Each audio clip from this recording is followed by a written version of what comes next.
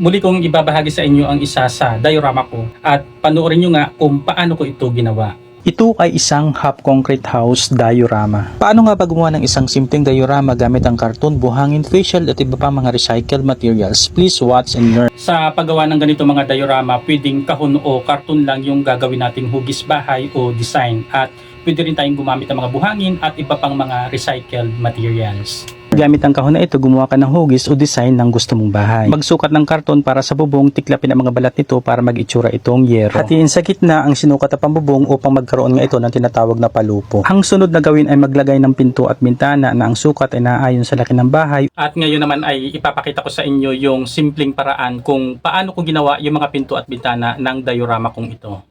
Sa paggawa ng panara ng pinto, gawin itong makatotohanan, gumawa ng hugis o design. Idikit ito sa pintuan upang ito ay magmukhang inukit na kahoy. Sa paggawa ng bintana, para maging sliding ang dating nito, gumamit ng facial at manipis na karton upang maging frame nito. Ang mga tiles corner protector na ito, ang ginawa kong hamba dahil siya ay matibay at mayroon ng design. At ito nga, facial din ang ginamit ko sa bintana ng CR. At ito nga ang CR, nakahiwalay siya ng aking gawin upang mas madali siyang buuin. At ngayon naman ay ipapakita ko sa inyo kung paano ko ginawa yung mga haligi ng terrace gamit ang mga karton at mga buhangin. Sa paggawa ng haligi ng terrace, ganito ang gawin nyo. Sa nakikita nyo, ipatas yung tatlong karton ng mayroong padikit. At yung mga haligi nga na yan ay babalutan natin ng buhangin upang magmukhang konkreto. Sa paglalagay ng buhangin, tiyaking maayos ang pagkakalagay ng glue liquid upang maging pantay ang buhangin na ibubudbud dito. Ang bubong ng terrace ay konkreto din. Sa paglalagay ng glue liquid, gamitin ang mga daliri upang maikalat ng maayos ito at maging pantay. At ayan, tuyo na nga yung mga haligi kung kaya't ito'y ipipisto na natin dun sa dapat niyang kalagyan. At sa pagdidikit nga ng mga ganito, rugby ang ginagamit ko dahil matibay talaga itong gamitin. Para mas mabilis gamitin, pahanginan, medyo patuyuin para mas mabilis dumikit. Ang mga kawad o tangkay ng sirampayong na ito ay ginamit ko rin pandesign sa terrace at rugby din ang ginamit ko ditong pandikit. Sapagkat matibay naman yung terrace at sakto ang sukat ito sa bahay, huwag na itong idikit or i-fix para detachable. At ito naman yung napakasimpleng paraan kung paano ko ginawa yung mga bangko ng diorama kong ito.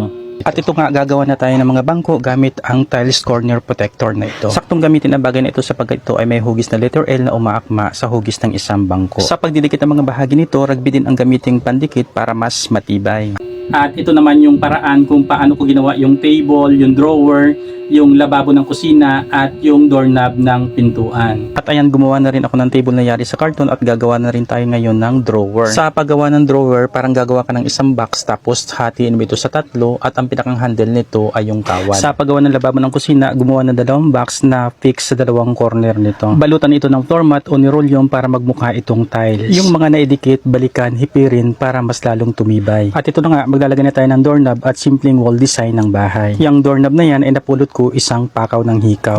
At ito naman yung paraan kung paano magiging half concrete house diorama na sobrang excited talaga ako na gawin ito. Gamit ang glue liquid, nilagyan ko nga ng buhangin ang wall para nga siya magmukhang half concrete. Sa itaas ng buhangin na yan, gagawa tayo ng wall na sawali. So paano nga ba ito gawin? Simple lang, tiklapin yung mga balat ng karton, gupitin, lalahin para mag-itsura itong sawali. Sa paglalapat ng dingding na sawali na ito, tiyaking sakto yung sukat niya sa bawat kantuhan ng bahay upang malinis siya tingnan. Hipirin, idiin para mas maganda ang pagkakadikit nito.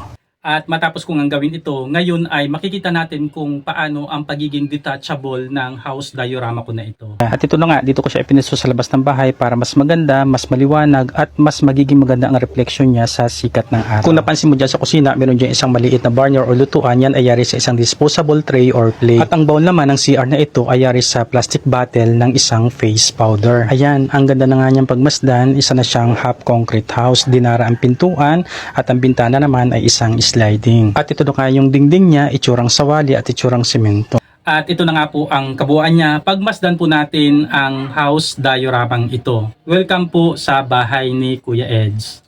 Ayan, tapos na siya. Welcome sa inyong lahat. Isang magandang araw sa inyong lahat. Tara po't pasukin, bisitahin, pagmasdan. At ayan nga, nilagyan ko na siya ng maraming halaman at nilagyan din ng ilaw sa loob para mas maging makatotohanan siya. Mas maganda ang dating, mas attractive siya. At ang mga ilaw nga na ginamit ko dyan ay 5 lighter na tig sa 10 piso. Ito na nga, nakakatuwa siyang panoorin. Ang sarap niyang pagmasdan. Hindi mo akalain na ito yung mga bagay na itatapo na sana pero nagawa natin ng paraan para mas maging maganda pa siya sa ating paningin. Sabi ko nga, yung mga bagay sa paligid natin na hindi napapansin, yung mga maliliit na bagay na akala natin ay wala ng halaga, pero kapag ginamit natin yung ating pagiging malikhain, gaganda siya. Sabi nga, ang lahat ng nasa paligid natin, maliit man o malaking bagay, ay bahagi ng ating sining.